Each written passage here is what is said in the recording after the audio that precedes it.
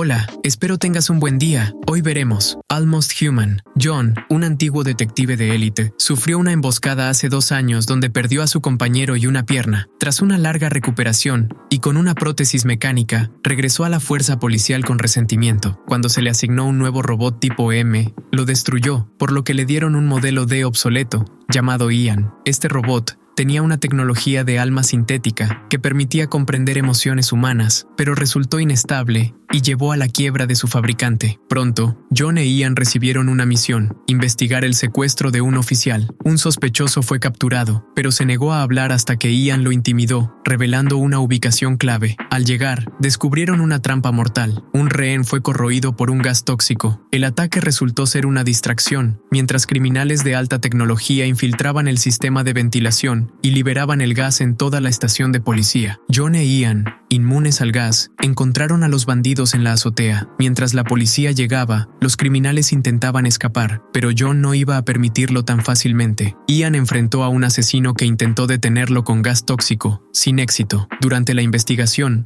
descubrieron que el objetivo real era un chip con la última alma sintética, ya que los demás fueron destruidos cuando la compañía quebró. Poco después, John investigó el asesinato de un alto ejecutivo de robótica. Las cámaras mostraron a 2 asesinos con cabezas brillantes y una bomba de ADN para borrar rastros. También secuestraron a una mujer que, según Ian, era un robot de compañía sin registros. Coincidentemente, la víctima tenía activos incautados recientemente, lo que levantó sospechas. En el almacén de bienes incautados, John solo encontró una citación judicial. Mientras tanto, la policía identificó las huellas del robot femenino con una mujer desaparecida. Poco después, apareció otra víctima en circunstancias similares. Un niño testigo del crimen se negaba a hablar hasta que John ganó su confianza con un juguete. El niño reveló que los secuestradores huyeron en una camioneta plateada. La policía identificó un vehículo sospechoso, pero las placas podrían ser falsas. John siguió investigando y descubrió que la víctima y su socio, Sean, tuvieron desacuerdos sobre la dirección de la empresa. Buscando conexiones, Ian rastreó un club nocturno vinculado a un consorcio sospechoso. Al interrogar al gerente, Ian detectó que mentía. Justo en ese momento, Anna informó sobre la ubicación de la camioneta. John e Ian llegaron a una fábrica remota y hallaron al robot secuestrado sin piel. El análisis reveló que su centro de información había sido destruido, pero también contenía ADN humano, lo que estaba prohibido. John concluyó que estaban secuestrando mujeres para crear robots de compañía. Sean tuvo un conflicto con la víctima sobre este tema, lo que llevó al asesinato. La policía rastreó nuevamente la camioneta y capturó a los sospechosos, encontrando otro robot con ADN de una mujer desaparecida. La evidencia y el testimonio del robot femenino apuntaban al gerente del club nocturno como responsable. John organizó un operativo para arrestar al gerente del club nocturno, pero este ya había huido. En su escondite, la policía encontró chips usados en la fabricación de robots. Ian identificó su modelo y rastreó su ubicación,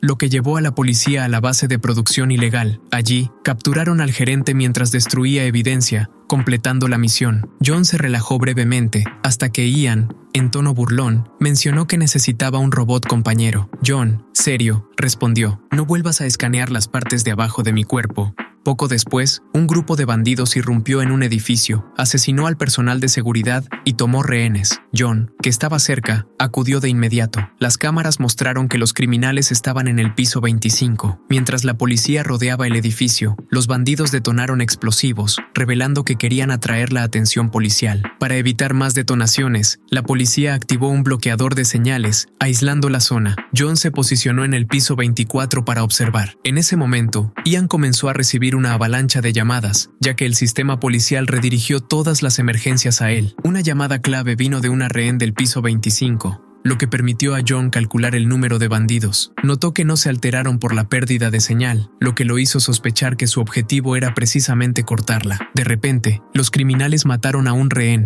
y negociaron a través de drones. Exigieron que la policía se mantuviera a distancia y les entregara un detonador nuclear en 40 minutos, o matarían a una persona por minuto. La primera demanda era viable, pero la segunda era imposible, ya que el dispositivo estaba en manos del ejército. Luke, un experto forense con conocimientos en química química y física, tuvo una idea: fabricar un detonador falso. Mientras no se usara, sería indistinguible del real. Los bandidos ignoraron el detonador falso, lo que confirmó las sospechas de John sobre su verdadero objetivo. Ian identificó que su blanco era una compañía de metales preciosos cercana que almacenaba paladio. Mientras los rehenes servían de distracción, otro grupo intentaba robar el almacén. John e Ian actuaron de inmediato. Ian usó el hueco del ascensor para entrar por sorpresa, pero fue superado en número. John, aprovechando un dispositivo confiscado, se infiltró y desarmó a los criminales en medio del caos. Ian logró desactivar la bomba justo a tiempo. Sandra, al recibir la información, apagó el bloqueador de señales y activó las alarmas del almacén, atrapando a los cómplices dentro de la bóveda. Todos los criminales fueron capturados y la operación fue un éxito. John e Ian recibieron reconocimiento y la confianza en los robots tipo D comenzó a resurgir. Poco después,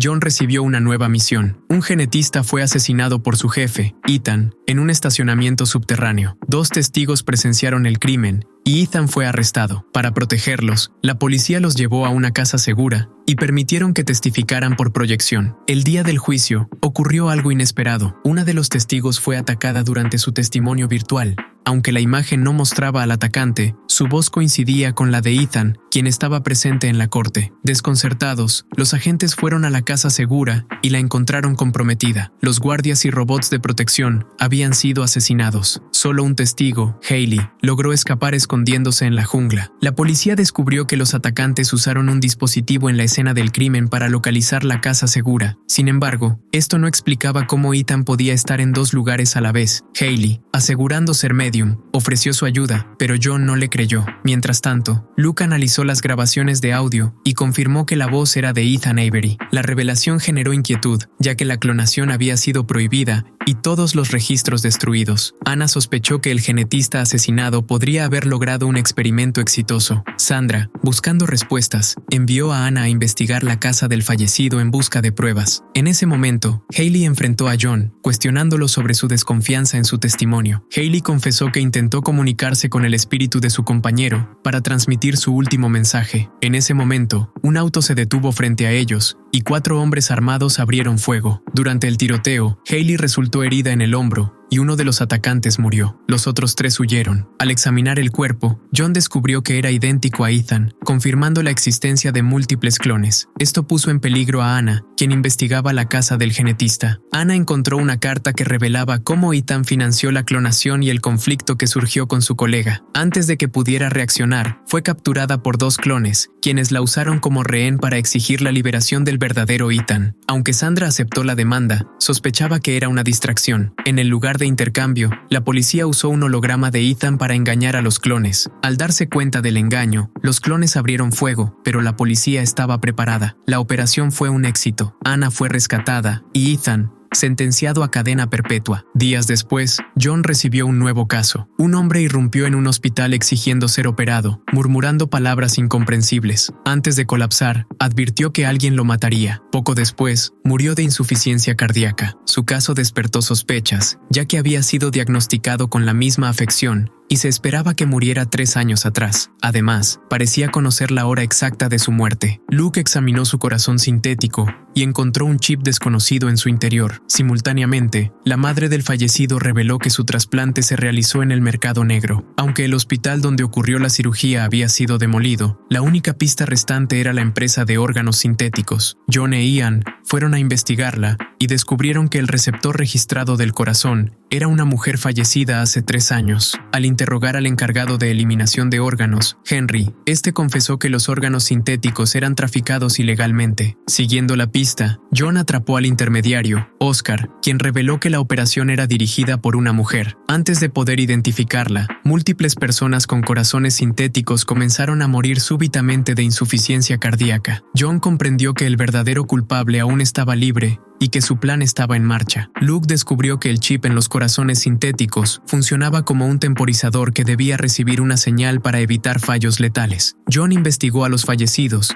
y encontró que todos habían sido rechazados por la Organ Company. La lista de solicitudes solo era accesible para el gerente y su asistente. Oscar identificó al asistente como su jefe, pero al llegar a su casa, John encontró la escena vacía y rastros de sangre. Pronto hallaron su cuerpo en la planta de eliminación de Henry, quien intentó huir pero fue capturado. Sin pruebas contra el gerente, John no pudo actuar. Días después, un hombre armado robó un banco y huyó hacia donde John patrullaba. Con Ian funcionando mal por batería baja, interceptaron al sospechoso, pero la bomba en su cuerpo tenía solo 46 segundos para desactivarse. Ian necesitaba 5 minutos, por lo que John creó un escudo protector para minimizar la explosión. Posteriormente, descubrieron que la escena había sido grabada y difundida en la web oscura, lo que revelaba una provocación directa contra la policía. Siguiendo la pista, John encontró una máquina que proyectó la imagen de una joven, el próximo objetivo del criminal. Antes de que pudiera actuar, la policía detectó una transmisión en vivo, donde la víctima era obligada a bailar con una bomba en un parque.